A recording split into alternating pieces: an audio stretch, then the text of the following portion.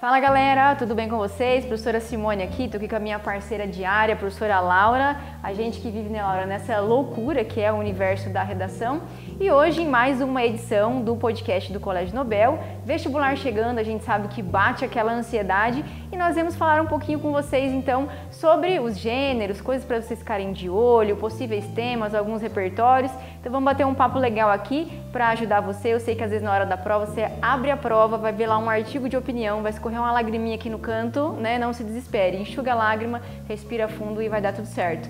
Muito boa tarde, Laura, tudo bem com você? Boa tarde, é um prazer estar aqui para ajudar vocês, né? Como a Simone disse, vestibular chegando, vai batendo aquela ansiedade. Então, nossa intenção hoje é fazer uma breve revisão, alguns apontamentos, para que você, como ela já comentou, não chore na hora da prova, só de alegria.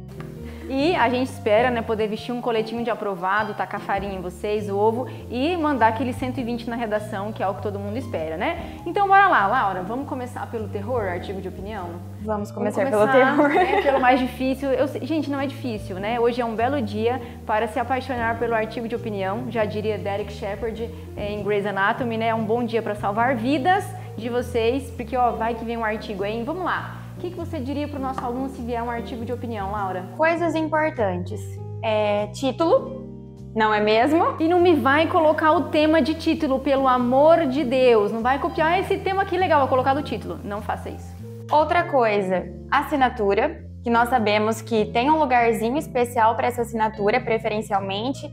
Claro, seguindo, como eu sempre digo, se e como comando solicitar. Não queremos aluno chorando porque errou na assinatura, não é mesmo? Exato, a gente sabe que o nome de vocês é lindo, maravilhoso, que você adora, mas não coloque o seu nome no texto. Isso vai gerar um 0 por identificação, isso se não um 0 combo, né? Porque às vezes ele não pede para assinar, você assine com o seu nome, né? É o famoso 0 combo, porque assinou e com um nome que não deveria ainda, né?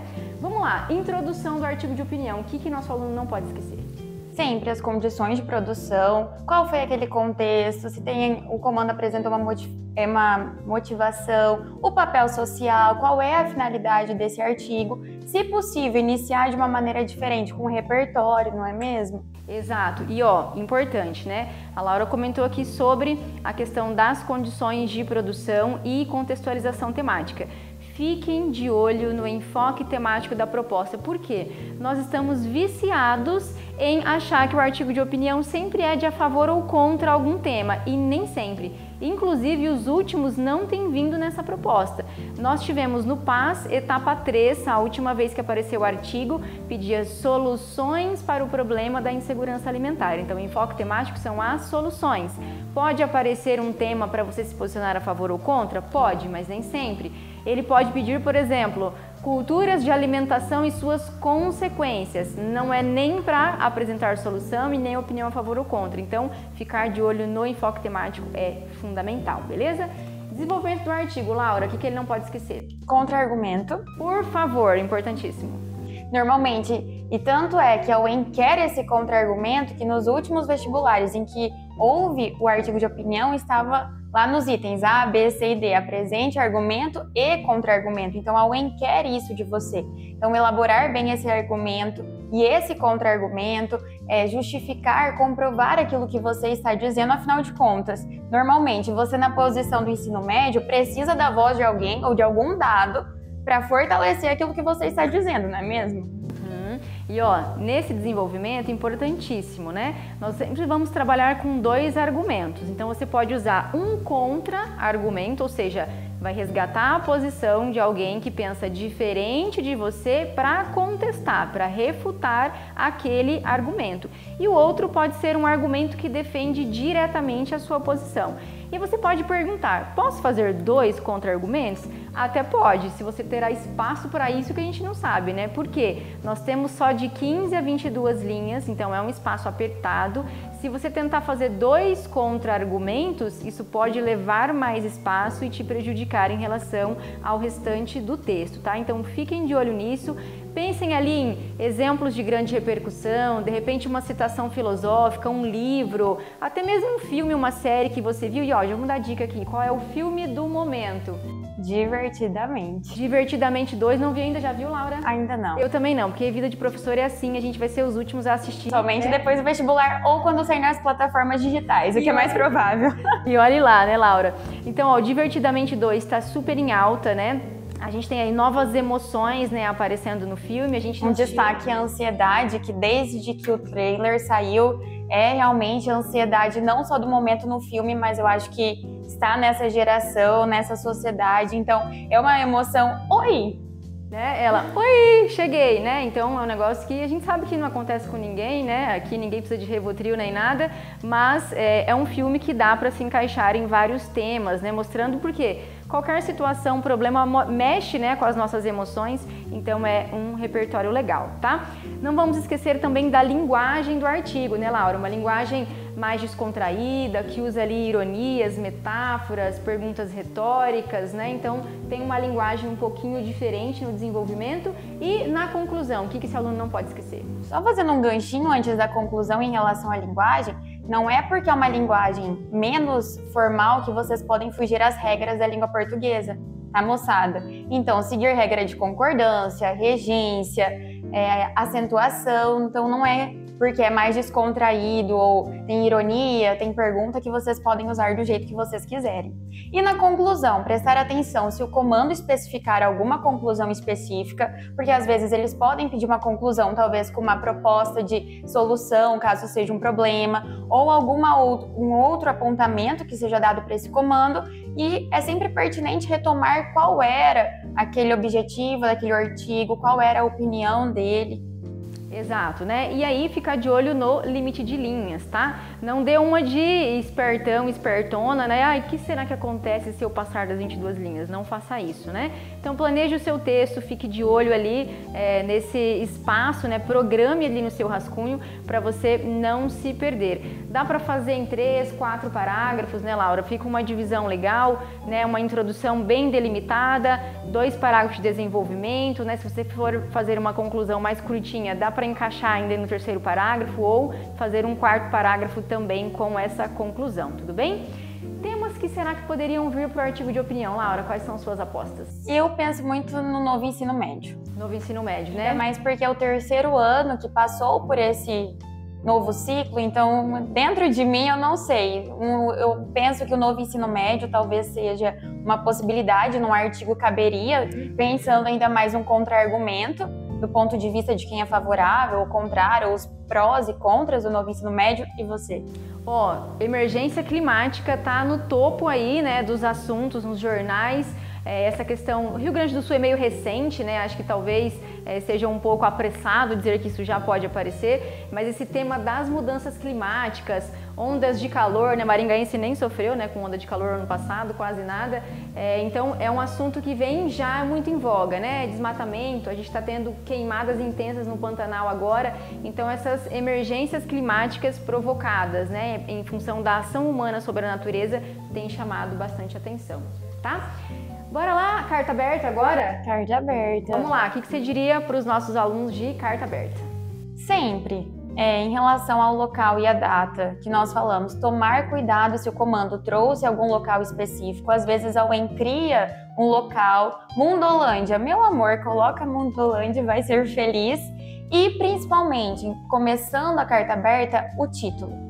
E esse título sempre com as 3 características, o gênero, o destinatário e o assunto. Então, carta aberta aos brasileiros sobre mudanças climáticas, por exemplo. E na introdução? E detalhe, em relação ao título, não tem ponto final, tá, moçada? Título não tem ponto final e vira e mexe a gente vê lá um título de carta aberta com um pontão final lá, feliz e contente. Não tem o ponto final, tá? Na introdução, um parágrafo ali de mais ou menos umas 5, 6 linhas, né? O que você tem que ficar de olho? Em apresentar o tema de uma forma breve, tá? Não vai usar ali 3, 4 linhas só para isso, senão sua introdução vai ficar prejudicada. Ficar de olho nas condições de produção em geral. Então, no papel social, né, que vai estar no comando. Então, o comando vai dizer para você quem é você, qual foi a situação que levou você a escrever aquele texto, né, o contexto de produção, a sua motivação para escrever, então o que te incentivou a escrever e a finalidade do texto. E lembrem, a carta aberta ela pode ter várias finalidades e às vezes mais de uma na mesma proposta, né, Laura? Então usem exatamente o verbo que está no comando e marquem a finalidade exatamente como ela está lá. Isso é importante para você não desviar do enfoque temático e não esqueça também de marcar o local de publicação dessa carta aberta. Às vezes aparece como blog, fórum, jornal e se ele tiver um nome, não esqueça de colocar também. Exato. Como é uma carta aberta, se vocês quiserem colocar venho de modo público, também reforçando esse caráter que é diferencial, que como é uma carta aberta, ela será justamente lida por um público maior, também é pertinente. Perfeito. Desenvolvimento da carta aberta, Laura. No desenvolvimento, nós precisamos estar muito atentos à finalidade, porque os nossos parágrafos do desenvolvimento precisam dialogar com essa finalidade. Então, a sua finalidade vai ser convencer, vai ser... Qual será? Então, sempre criando argumentos que dialoguem com essa finalidade. E como bom argumento que vocês consigam justificar, é pertinente também trazer algum elemento que solidifique a argumentação que vocês estão elaborando, né? E ó, lembrem que os parágrafos de argumentação é legal a gente começar com os conectivos, né? Os mecanismos coesivos sequenciais. Vamos lembrar de fazer retomada do vocativo e importantíssimo sobre o vocativo, não só para a carta aberta, mas para a carta de solicitação também. A gente tem que ficar de olho em quem é o destinatário, né? Essa foi uma cilada que pegou muita gente de calças curtas aí em provas anteriores, né? Sempre que o destinatário for uma grande autoridade ali, universo político principalmente, então prefeito, vereador, senador, governador, né, senador, ministros, secretários, né? Então sempre que for um órgão ali público ou um órgão, né, uma entidade política, vamos usar o excelentíssimo como pronome de tratamento, tá? Se a gente tiver um juiz meritíssimo, né? O reitor é o mais legal de todos, né? Que é o magnífico. Magnífico, né? Olha a pompa disso, né? Então, ou vossa magnificência. Que fica melhor ainda. Que fica mais bonito ainda. Parece xingamento, né? Não é xingamento, pronome de tratamento da gramática. Então fiquem de olho nisso, né? Vamos marcar bem o tópico frasal, fazer uma explicação. Sempre que você conseguir ali também, né? Um repertório, um exemplo, um dado, não vai me inventar uma pesquisa do IBGE, né? Fonte, vozes da minha cabeça, né? Não inventem. Se estiver no texto de apoio, podem utilizar, né? Peguem temas recentes, né? Fatos que aconteceram, recentes ou históricos, para poder fazer essa validação, né, Laura? Não é uma questão obrigatória da carta aberta, mas como ela é pública e talvez considerando opinião, é uma possibilidade de vocês também fazerem um contra-argumento. Diferentemente do artigo de opinião, claro, considerando espaço, porque o contra-argumento ele demanda um pouco mais, mas mostra para a banca também que você tem um domínio daquilo que você está fazendo, claro, desde que seja lógico. Se, aproveitando, já vi aluno achando que contra-argumento é se autocontradizer. Gente, não é isso. Uma coisa é uma coisa, outra coisa é outra coisa, Exato. Tá? Vamos explicar que focinho de porco não é tomada, vai lá. O contra-argumento é você usar uma opinião que você sabe que é contrária à sua, refutar para fortalecer e para defender o seu ponto de vista. Então, cuidado com isso, porque eu já vi aluno que escreve um parágrafo com uma ideia e no outro parágrafo ele se contradiz pensando estar fazendo um contra-argumento. Não é isso. É uma coisa fácil, a gente adora pôr defeito na opinião dos outros, né? Exato. A rede social tá cheia disso, então na verdade o contra-argumento é mais fácil do que a gente imagina, né? É você cacetear um argumento, né, de alguém que tem uma posição contrária à sua, então é um negócio que a gente faz no dia a dia muito, é só fazer de uma forma formal e polida, tá? Vamos lembrar que em todos os gêneros a gente não pode ter palavras de baixo calão, nem ofensa, né, a nenhuma pessoa, a grupo, então tem que ser ali com uma linguagem polida e educada sempre, né, Laura? Vamos lá, para fechar então a carta aberta, conclusãozinha básica. Conclusãozinha básica, sempre retomando qual era o seu objetivo, se foi marcação de opinião, que normalmente é o que eles também pedem, e verificar novamente se não tem uma orientação exata de como deve ser feita a conclusão. Exato, né? E aí, lembrando também que, né, é importante a gente usar os conectivos conclusivos para introduzir essa conclusão em todos os gêneros, né, na verdade. A despedida, né? Vamos colocar, gente, vamos pecar pelo excesso, né, Laura? Sim. E despedidas formais, tá? Então, atenciosamente, respeitosamente, cordialmente, o próprio grato pela atenção. Eu sempre sugiro evitar o aguardo resposta, né? Porque em geral esse tipo de carta ele não vai ser respondido ali como os incas e os maias, né? Ali escrevendo de fato. Então uma despedida formal e assinatura somente se e como o comando indicar. E se estiver faltando linha, vocês podem nessa situação colocar junto com a despedida, mas a despedida sempre em linha separada do corpo do texto. Exato, extremamente importante, né? A carta aberta já veio, né, no vestibular de verão do ano passado e às vezes a gente fica tranquilão, né? Ah, já caiu no ano passado, não virá de novo. Cuidado, né? Teve um ano que caiu o artigo de opinião, né? 2 provas seguidas, todo mundo tinha certeza que não viria, foram lá plenos, tipo, tchau, artigo, abriu a prova, quase infartou, né? Tinha um artigo de opinião lá, então pode ser que repita? Pode. O ano passado nós tivemos 3 respostas.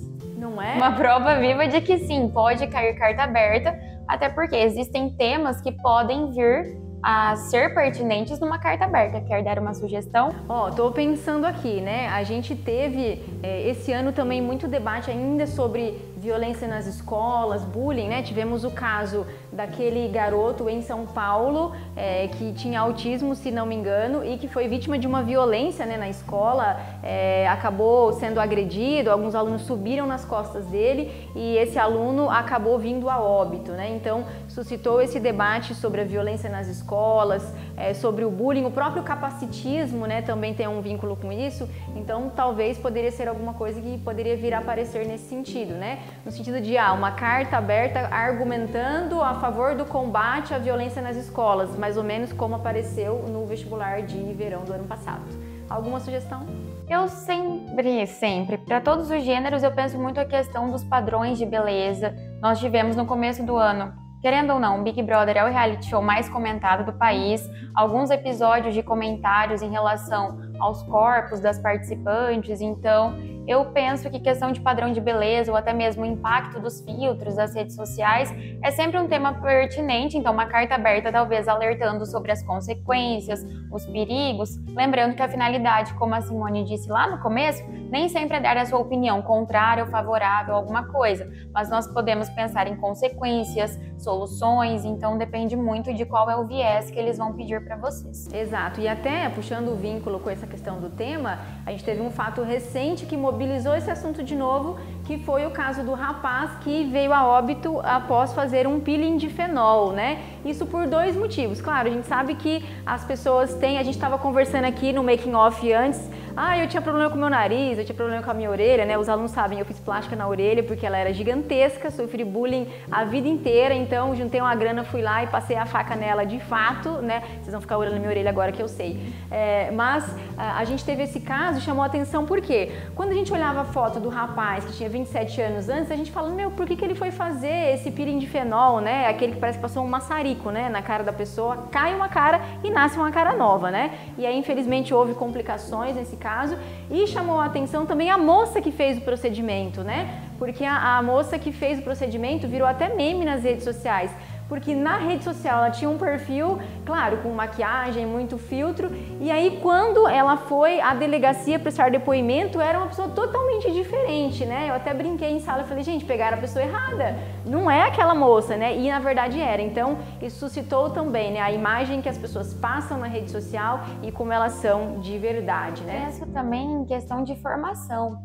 Porque normalmente nessa busca por esse padrão, muitas pessoas talvez por falta de informação recorrem a profissionais que nós vimos que não são tão bem qualificados ou pouquíssimos. Ou que nem são profissionais, né? Faz um curso online lá de um dia, né? EAD e vai atender, né? Então são temas que podem vir a aparecer.